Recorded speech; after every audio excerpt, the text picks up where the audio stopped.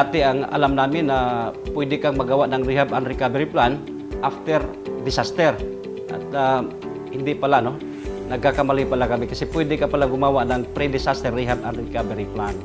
Napaka-advantageous po, sir, na mayroon kang pre-disaster rehab and recovery plan kasi pag may disaster na nangyari, tapos meron ka ng in place na ang iyong disaster rehab and recovery plan, siguro ang gagawin mo ay mag-review lang at mag-implement compared sa saka pa kayo gagawa. No?